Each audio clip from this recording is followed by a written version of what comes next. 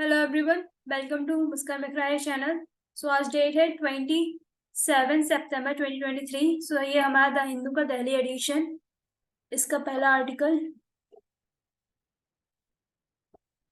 Judiciary is losing talent as government sits on name. ऐसा supreme court का कहना है कि जुडिशरी अपने टैलेंट को खो रही है क्योंकि गवर्नमेंट उनके जो कॉलेजियम बेस्ड रिक्रूटमेंट होता है उसमें कोई आगे अपना प्रोसीजर आगे नहीं बढ़ा रही है। ऐसा उसने क्यों बोला? ऐसा उसने इसलिए बोला कि अराउंड 70 हाईकोर्ट की कॉलेजियम के रिकमेंडेशन होने के बावजूद उनका अपॉइंटमेंट एज ए जज इन हाईकोर्ट पेंडिंग है 10 महीनों से।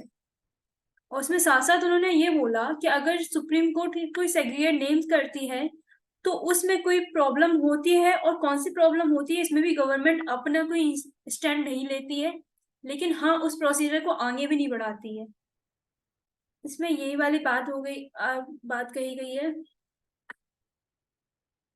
साथ ही इसमें ये डाटा दिया गया है कि कितनी हाई कोर्ट की सैंक्शन स्ट्रेंथ है और कितने अभी वर्किंग में है, ऐसे सुप्रीम कोर्ट की कितनी स्ट्रेंथ है और कितनी वर्किंग में। तो यहाँ पर आप देखोगे हाई कोर्ट की स्ट्रेंथ अराउंड 1114 मानी गई है, जो कि अभी मात्र 774 है, और 340 अभी वैकेंसी है इन हाई कोर्ट। सो इसी वजह से जुडिशरी में पेंडेंसी ऑफ केसेस रहती है। वहीं हम लोग सुप्रीम कोर्ट की कंडीशन देखें तो यहाँ पर थोड़ी अच्छी कंडीशन दिखती है। यहाँ पे 34 सैंक्शन स्ट्रेंथ है, 32 वर्किंग स्ट्रेंथ है, और सिर्फ 2 वैकेंसी है।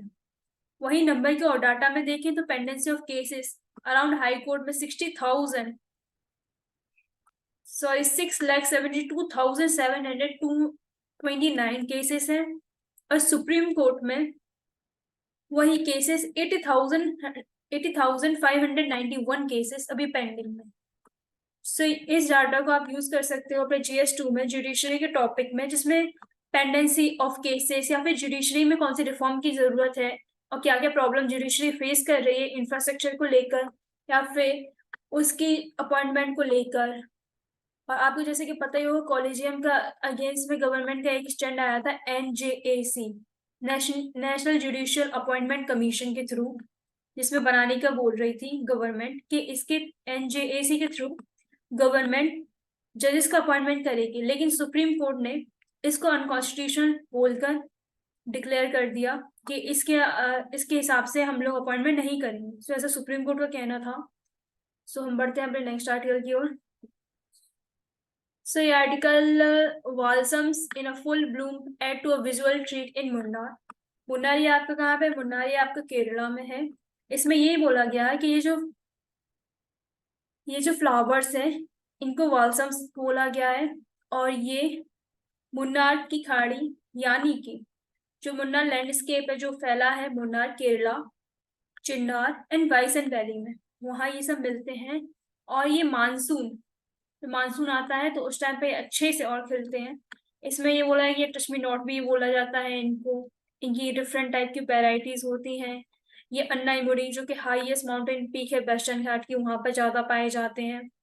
इनकी normal life cycle June to December मानी जाती है, और ये अपनी हर यूजली प्रेफर ह्यूमिड हैबिटेट में रहना पसंद करते हैं। Complete life cycle in the rainy season में इनकी पूरी लाइफ साइकिल खत्म हो जाती है, सब इसमें बोला गया है। और इसमें साथ में ये बोला है कि वाल्सम का एक इंडिकेटर, मेजर इंडिकेटर स्पीसीज माना गया है। जब क्लाइमेट चेंज होता है तो ये अपने एक्टिविटीज में चेंज करके बताते हैं कि क्लाइमेट में क्या क्या चेंज हो रहे हैं और क्या क्या प्रॉब्लम को फेस करनी पड़ती है। सो आर्टिकल बेसिकली ज्यादा इम्पोर्टेंट तो है नहीं है, लेकिन हाँ इसमें जो लोकेशन है जैसे मुन्नार, चिन्नार एंड वाइसन वैली, सो ये तीनों चीजें हैं आपकी केरल में।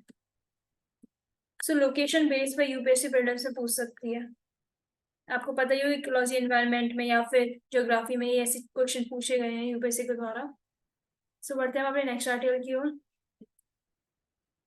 सो आर्टिकल ही रिसेंटली एक मूडी की रिपोर्ट आई थी, जिसमें उन्होंने आधार, जो हम लोग का डिजिटल आईडी सिस्टम होता है, उसके लिए कुछ ड्रॉबैक बताए थे तो उसमें क्या क्या प्रॉब्लम हो रही है। कहने को ये हमारा इंडिया का एम्बिशियस डिजिटल आइडेंटिफिकेशन प्रोग्राम है फॉर रेसिडेंट आधार, क्योंकि आधार ही से हमारी सारी डिटेल्स लाइक बैंकिंग की, फोन नंबर, रेजिडेंट लोकेशन, या फिर कोई गवर्नमेंट की स्कीम रहती है, वो सारी आधार से लिंक होती है और गवर्नमेंट के पास बाकायदा इसका डाटा सब कुछ रहता है। तो इसमें मूडी ने यही बोला है कि जो प्राइवेसी एंड सिक्योरिटी कंसर्न है, एकमात्र आधार को एक डिजिटल आईडी आइडेंटिफिकेशन के थ्रू मानना कितना सही है। क्या इससे प्राइवेसी में ब्रीच नहीं होगा, ऐसा मूडी का कहना है। साथ में ऑथर ने इसमें ये भी बोला है कि मनरेगा के रिसेंटली एक मनरेगा सॉफ्टवेयर लॉन्च हुआ था, जिसमें मनरेगा में भी जितने इनरोलमेंट हुए थे उसको लिंक करके, वो सॉफ्टवेयर से लिंक करके आधार से लिंक करने की बात कर रहे थे। तो इसमें भी उन्होंने कंसर्न रेज थी कि इससे प्राइवेसी पे बहुत ज्यादा इफेक्ट पड़ सकता है, उनका डाटा लिया जा सकता है। और साथ ही में अगर कोई आधार कार्ड से लिंक नहीं है तो गवर्नमेंट की सर्विसेज भी उनको नहीं मिल सकती है, जिससे वल्नरेबल और मार्जिनाइज सेक्शन ऑफ पीपल की कंडीशन और खराब हो सकती है। इसमें ये बोला है कि 12 डिजिट नंबर होता है जो कि मैंडेटरी है ऑल वेलफेयर बेनिफिट्स के लिए, यहाँ तक कि रेमिटिंग टैक्सेस भरना हो उसके लिए, टेलीफोन कनेक्शन करना है उसके लिए, provident fund account, securing, open banking, ये सारे के लिए आधार कार्ड को मैंडेटरी कर दिया गया है। और साथ में इन्होंने ये बोला कि अगर आधार ना हो तो एक्सक्लूडेड भी किया जाता है, जिससे कि उनके अगर फिंगरप्रिंट्स नहीं मैच कर रहे हैं, रेटिना स्कैन मैच नहीं कर रहा है, तो आधार कार्ड से लिंक नहीं माना जा सकता है। और साथ ही में एक और, अभी recently computer and auditor general की रिपोर्ट आई थी यूआईडीएई के अगेंस्ट। उन्होंने ये बोला था कि इसमें आधार से रिलेटेड प्राइवेसी और डाटा सिक्योरिटी कंप्रोमाइज हो रही है, जो कि फॉल्टी बायोमेट्रिक्स की ओर इशारा कर रही है। The government must seek an honest review end of course, इसमें कंक्लूजन में इन्होंने बोला है कि गवर्नमेंट को आधार को और वाइडर स्कोप देने के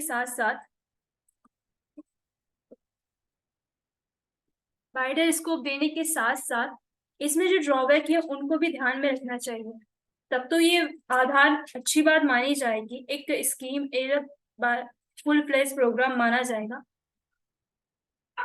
सो ये आर्टिकल आपके GS2 polity and governance social justice, जिसमें गवर्नमेंट इनिशिएटिव ले रही है वल्नरेबल सेक्शन की, और इम्प्लीमेंटेशन में क्या क्या प्रॉब्लम हो रही है, उसमें भी ये आर्टिकल बहुत इंपॉर्टेंट है। बढ़ते हैं हम अपने नेक्स्ट आर्टिकल की ओर।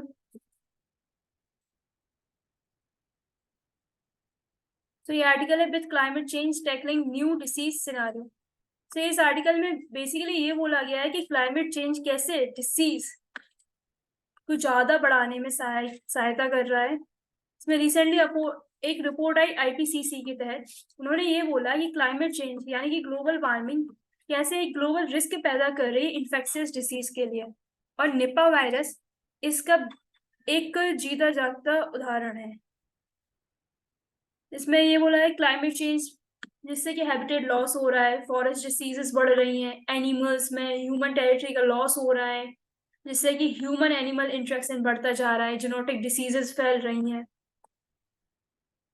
Disease often find new transmission routes, including environmental sources, medical tourism के through, contaminated food, water के through, ये diseases और फैल रही हैं। इंडिया की बात करें तो India in particular has felt the ominous impact with early summer and erratic monsoon, causing water scarcity in Gangetic Plain and Kerala. Recently आप देखते हो केरला में फ्लड्स आ रहे हैं, या चंडीगढ़ में, या फिर बेंगलुरु में फ्लड प्रोन कंडीशन, राजस्थान में drought like condition, disparity in monsoon हो रही है। ये क्या है? ग्लोबल वार्मिंग यानी क्लाइमेट चेंज का ही असर है। इसमें साथ में इन्होंने ये भी बोला कि ऐसा नहीं है कि इंडिया कोई इनिशिएटिव लॉन्च नहीं कर रही है। इंडिया ने लॉन्च किया है इंटीग्रेटेड डिसीज सर्विलेंस प्रोग्राम, जो कि 2007 में लॉन्च हुआ था, इंटीग्रेटेड डिसीज सर्विलेंस प्रोग्राम, जिसमें इन्होंने क्या यहाँ पर डाटा दिया गया है कि real time electronic information integrated health information platform के तहत सभी लोगों को इंफॉर्मेशन की बात कही गई है, और साथ ही में इसमें कौन कौन सी डिसीजेस फैलती हैं उनका भी एक डाटा सेग्रीगेट करके यूजर्स के लिए अवेलेबल कराया गया है। Mitigating the spread of climate change induced disease requires safeguarding ecosystem, curbing greenhouse gas emission and implementing active pathogen. The solution में इन्होंने ये बोला है कि हमको ग्रीन हाउस गैस एमिशन को कम करना चाहिए, पैथोजन सर्विलेंस के लिए इनिशिएटिव लॉन्च करने चाहिए, और वन हेल्थ जिसमें कि तीनों एनिमल्स, प्लानेट एंड ह्यूमंस की हेल्थ को इंटीग्रेटेड किया जाएगा। तो इसमें यही बोला गया है। बैक्टीरियल और डिसीज को भी सर्विलेंस, एंटी माइक्रोबियल रेसिस्टेंस का, इन्वायरमेंटल कंटामिनेशन, इन सब का होगा। और इसमें कुछ ज्यादा खास नहीं है। So for the official of the principal scientific prime minister has been taking this lead, but with new world bank and other large funding की जरूरत पड़ेगी। Climate change is not limited to infectious disease. It also excavates injuries and death from extreme weather events. Respiratory and cardiovascular disease भी climate change से होती हैं, extreme weather events भी, respiratory में problem, mental health issue भी climate change के एक साथ हो रहे हैं। So ये जो है ना, ये सारी आप लिंक कर सकते हो climate change year 3 से, और इसमें साथ में ये सब चीजें। In the face of changing climate and the growing threat of infectious disease, protecting ecosystem, इसके लिए कोलैबोरेशन की जरूरत है। Embracing the One Health paradigm, our best defense. So ये एज अ कंक्लूजन में यूज कर सकते हैं।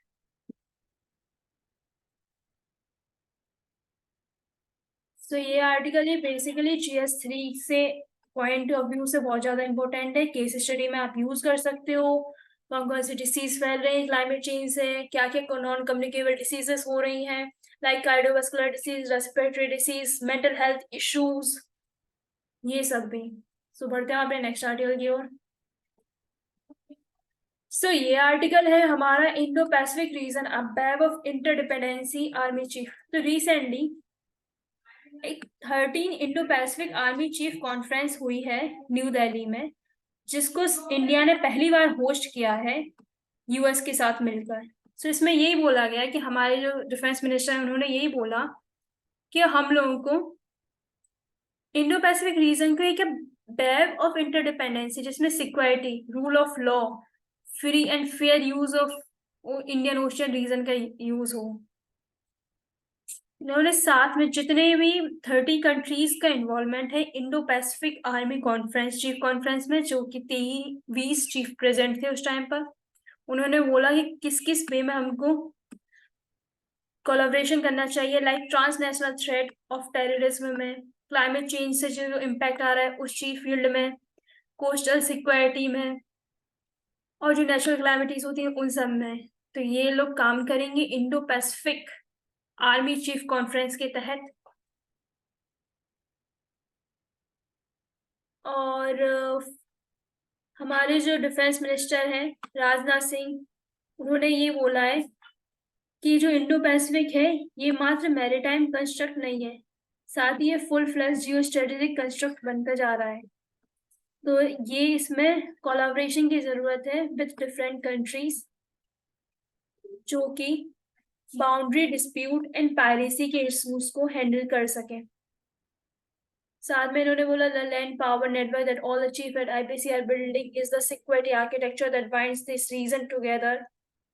और साथ में इन्होंने अभी 19th एडिशन हुआ था अलास्का में युद्ध अभ्यास, जिसमें इंडिया और यूएस ने पार्टिसिपेट किया था, जो कि आर्मी एक्सरसाइज थी, जो कि अलास्का में हुई।